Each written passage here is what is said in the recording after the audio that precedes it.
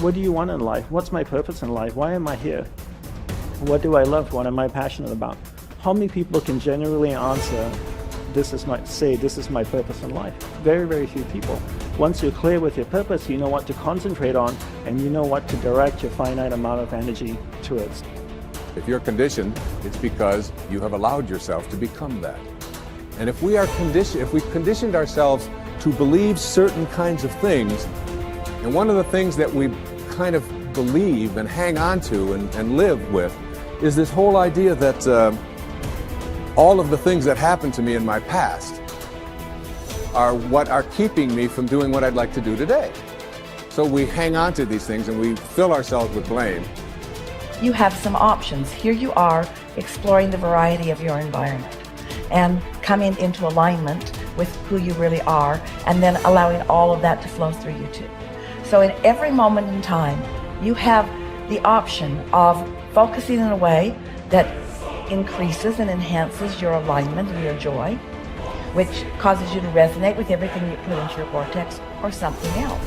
There really are not so many other choices, are there? You can focus on a problem. You cannot have enough money and feel bad because you are attached to the money, or you can not have enough money and feel good as you're anticipating more coming.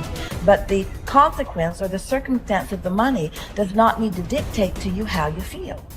That is the problem with getting attached to something that you can't control, is that it leaves you like a puppet with no strings. It's about not putting your attachment in all the wrong places, not putting it in what is temporary, but putting it in what is steady. And then in that steady attachment or alignment, then you can just flow it to whatever is currently in your now, flowing through your experience. You can't give away what you don't have. People who are not good at giving away love can't give away love because they don't have it to give away. If I want to give you a dozen oranges, I can't give you those dozen oranges unless I go out and pick up 12 oranges someplace. Otherwise, all it is just empty rhetoric. And the same thing is true of virtually everything in your life. You can't give away love for others if you don't have love in here to give away. If what you have in here is contempt, if what you have in here is anger, if what you have in here is fear, then these are the things you're going to be giving away in your life. Every one of you are drawing a picture with your life. You're the artist. Your hands and your feet are the paintbrushes. And the choices and decisions you're making right now are the paint strokes. You can paint whatever picture you want to paint. You can become whatever you want to become. But your choices and decisions that you're making right now matter. You got to have the grit and the tenacity to push forward and give it a little bit more than what you have right now. Don't wait for the perfect timing. The perfect timing is never going to come because there's no such thing as perfect. There's never going to be a day where you wake up and you're like, this is the perfect day for me to finally change. All the things have lined up. My inbox is completely clear. I have nothing to do today. There's no distractions. The kids are finally perfectly on their own. Oh my gosh, my husband or wife is finally perfect on their own. Everybody is healthy around me. Everything is just perfect. The day is sunny and bright. And oh my gosh, look at all this gold that just happened to appear in front of me. It's not going to happen like that. You need to say, okay, there is never going to be a perfect time, so you need to set a D-Day. Literally, a day in which you say, that's the day. And then you need to marshal all of your motivation, all of your ability to learn and develop skills as fast as you can before that day. But when that day comes, that's D-Day. That's the day that you go. That's the day that you quit. And that has to be a real date for you. I mean, mark it on the calendar. That's the day you quit the thing. That's the day you walk out. That's the day that you leave that situation that is not healthy or satisfying or good for you or your soul or the people around you. That you have to have that date. It has to be scheduled or you'll never do it.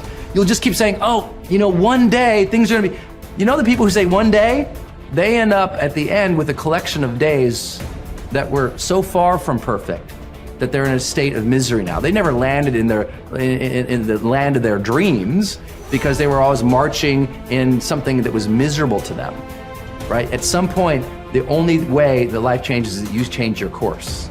And don't wait for a perfect day. So what's your date? People who earn large incomes aren't lucky, and they're not crooks as those without money are so fond of pretending, nor are they endowed with more brains or talent necessarily than their friends and neighbors, nor are they privy to occult secrets, and only a very few were lucky enough to have had rich fathers or grandfathers. Most of the people earning the big incomes today started the same way you and I did, and most other people. The only difference between the men who earn big incomes and those who earn small incomes is that those earning big incomes decided to earn more. They're the people who made it their business to earn more. You see, people do what they make up their minds to do. So get rid of the ancient superstition once and for all that people who earn big money are special people, are lucky, or get the breaks, or had money to begin with, or knew someone, or are smarter, or anything else. These are alibis. They can all be disproved 1,000 times.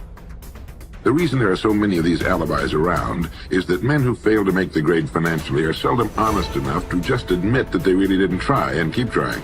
So in order to justify their failure, in order to remain seated, they dream up and pass along these old alibis. We're all self-made, but only the successful will admit it. The commitments we make to ourselves and to others, and our integrity to those commitments, is the essence and clearest manifestation of our proactivity. It is also the essence of our growth. Through our human endowments of self-awareness and consciousness, we become conscious of areas of weakness, areas for improvement, areas of talent that could be developed, areas that need to be changed or eliminated from our lives. Then, as we recognize and use our imagination and independent will to act on that awareness, making promises, setting goals, and being true to them, we build the strength of character, the being that makes possible every other positive thing in our lives. It is here that we find two ways to put ourselves in control of our lives immediately. We can make a promise and keep it, or we can set a goal and work to achieve it.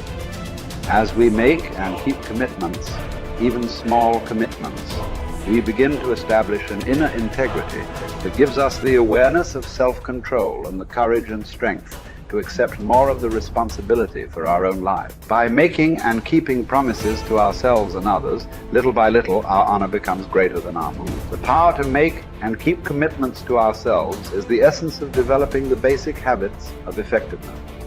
Knowledge, skill, and desire are all within our control. We can work on any one to improve the balance of the three. As the area of intersection becomes larger, we more deeply internalize the principles upon which the habits are based and create the strength of character to move us in a balanced way toward increasing effectiveness in our lives. Get stronger. You can develop the muscle. You can develop the courage muscle. You can develop the inspiration muscle. You can develop the dedication muscle. You can get stronger. There isn't anybody here that can't get stronger. Next time we see you, may not even recognize you. How strong you're going to be able to become in language, in style, and personality, the ability to cope, the ability to handle with anything that happens, no matter what happens. And the third one is get better. We can all get better. I've gotten better. First talk I gave, I stood up, my mind sat back down. But here's the secret to my success. I stood up and did it again. Stood up and I did it again. And I did it again, and I did it again all those many years ago. I did it when I was scared, and I did it when I didn't want to, and I did it when I was ill. And I did it when it didn't work well, and I did it when they didn't appreciate it, and I didn't a lot of times when I didn't know much what I was doing. I just did it anyway. And now all these years later, I'm asked to walk on this stage with the greatest introduction I've ever had, greatest response and welcome I've ever had, the greatest opportunity I've ever had to touch this many lives with a mixture of words and heart and soul. I got better. I got better day by day and week by week and month by month, and I'm asking you to do the same thing until you can develop a long arm and a long reach, until you can develop influence that won't quit. Touch people next year you couldn't touch this year. Touch people now you couldn't touch before. Conduct a meeting now you couldn't conduct before. Heart and soul now mixed in there that wasn't there, missing before. I'm asking all of you to get better in spite of the winters, in spite of the downturn, the money downturn, the social downturn, the personal downturn, whatever it is. Just get stronger. Get better. The key is not to wish for a better winter, key is to wish for more strength, more wisdom, more courage, get better, get wiser, get stronger.